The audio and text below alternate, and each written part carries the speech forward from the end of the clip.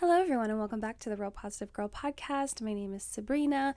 Happy Monday to you all. I hope that you're having a fantastic day so far. I know that here in the United States, and I honestly don't know what other countries observe this holiday, but today is Labor Day here in the States, and so I hope that whatever you were doing to observe it, that it is enjoyable and laid back but productive.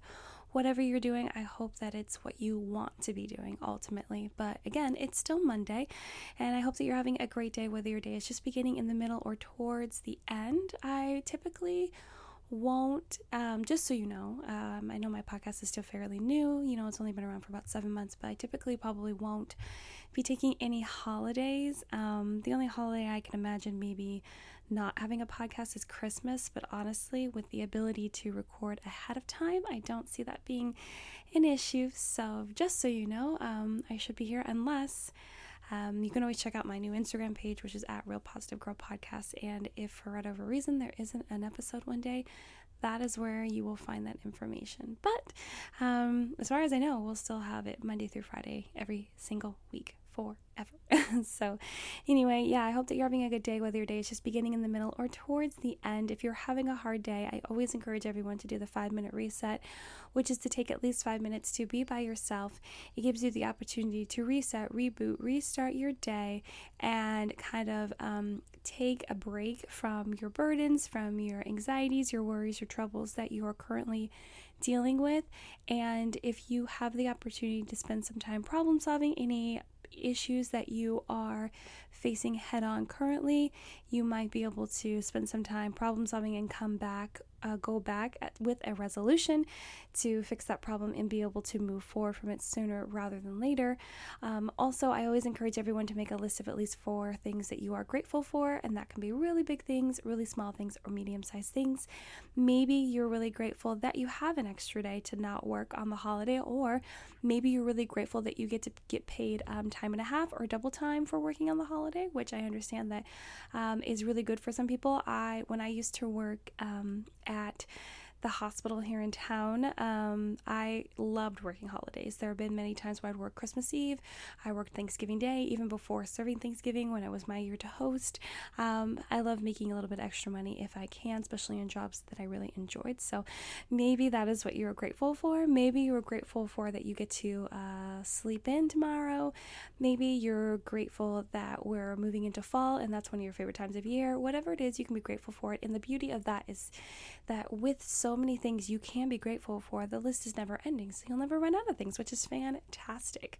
And last but not least, before you leave your 5-minute reset, please make sure that you are feeling at least neutral, if not positive, about the rest of your day, because you do not want to pass along your negative attitude or your bad day feelings to anyone else. Also, with your gratitude list that you made and being able to kind of shake off and take a break from any burdens, problems, issues that you were dealing with, you should have been able to shift your mindset and change your perspective a little bit and realize that despite what you're going through, you still have the opportunity to take a break mentally and to focus on positive things that are still happening in your life with the things that you listed that you are grateful for. So try the 5-minute reset if you are having a hard day, but I do hope that you're having a great day. This week, we are going to be talking about minimalism and the mind. Minimalism is something that has interested me for the past year. It's something that my husband claims that he is very into, and I think it's more so on the side of just wanting to not have so many possessions in our life, which is fine, but it's really interests me because the idea of having less and having less to worry about and deal with, and less distractions, and just more time to really hone in on things that are important or things that I've been putting off to the side because I'm just so distracted with everything else, has been so interesting. And I really wanted to talk about this week how being minimalistic can be a positive effect on the mind, and then the opposite on the mind. So today, Monday specifically, we're going to talk about what is minimalism, because maybe not everyone is familiar with that, and I always like to start the week off with kind of breaking down the what is of the category or the topic, and then move in from there. So let's go ahead and just jump right in. Minimalism can be thought about in two different ways. It can be about having as little personal items as possible and just being the best declutterer. It can also be about wanting to live with less possessions, but also with intention. Just trying to be the best declutterer is easy, but shouldn't be the only goal. The idea of minimalism isn't just about getting rid of all your stuff, but more about getting rid of what you don't need and focusing on being intentional with the things you do need. So minimalism is always talking about being intentional about the time that you use to do whatever you're doing, about what you're actually spending your time thinking about, being intentional with the purchases that you do make in your life and making sure that those things bring value to you and are worth the cost and the space that it's going to take up physically in your life and also mentally, because a lot of things in our life that we bring in can be distractions and cause us to go off course of whatever journey we were on to strive and achieve goals. But a lot of times we can bring in, like electronics or, clothes or just other random stuff that can totally cause us to be distracted or also cause us to falter off course financially. So everything about minimalism it's like you have to be intentional. You're not just going out and doing something on a whim or because someone else is doing it. You're doing it because you have made that really, really conscious decision to do it. So another way to think about it is having a clear understanding of what we value most in life and intentionally highlighting those things because those are important, and getting rid of things that take time and focus away from the things that actually matter most. So instead of spending so much time watching TV on your big TV, and believe me, we have a really big TV in our house, so I totally understand it. Instead of buying that or buying a TV for every single room just so you can watch TV everywhere, instead maybe you decide to take a course online that would be more directionally correct to the education that you want to get, that will help you achieve your goals. Maybe instead of going to the mall every weekend and buying a lot of clothes that are from fast fashion, those places that are just spitting out clothes that are super cheap but that fall apart within 6 months to a year, instead of just continually buying those things, maybe you actually go and invest in a couple pieces that are more expensive but that will last for many years. So it's a better investment and it's a better use of your money, as opposed to having to continually throw clothes away and contribute to just the landfills of our country, which is a big deal. But I can't say that I know a lot about that. I just know that it's pretty bad and that fast fashion contributes to that. And believe me, I am a problem with that. I do buy things that are cheaper when it is better to invest in things that cost a little bit more because they're going to last longer. And there's different ways to do that that will help you still not break the bank, but still be able to invest it properly. But yeah, you want to be able to, just have that clear understanding of what you actually truly value and not just blindly doing things just for the sake of doing things, and really be able to highlight how those things are super important to you. It's important to note that everyone's version of being a minimalist is different. There aren't any specific rules you have to follow. You just need to do what is best for you. And that's really important to note, because I feel like as minimalism has been becoming super popular and trendy, everyone acts like there are rules, when you're like, oh, I'm going to do this, but this is the way I'm doing it. And some people might try to come for you and be like, that's not the way you're supposed to do it. When honestly, most things in life, you are able to adapt it to the way that will work best for you, because we're all in different seasons of life at different levels, different abilities to do things. And that's just the way it is. And we're all just inherently different people. So there shouldn't be any set rules on how to do something. It should just be adaptable, and maybe the same idea is there, but it's just changed a little bit so that it works best for us. Not manipulating the whole thing, but you know what I mean? Doing it the way that fits your life the best.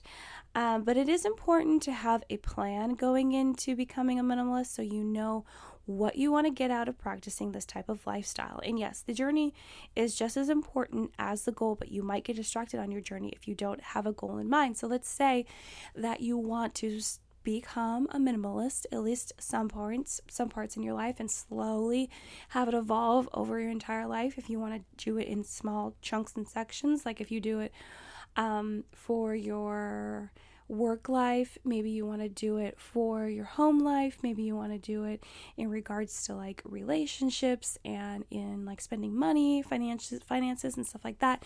You want to create different goals in those ways, because if you don't create goals, like if you're just going to go into it and be like, I'm just going to get rid of everything, then what happens if there are things that you did actually need to keep to continue working towards the goals that you had? Like, let's say that you did have a really big goal that's important to you to do like one of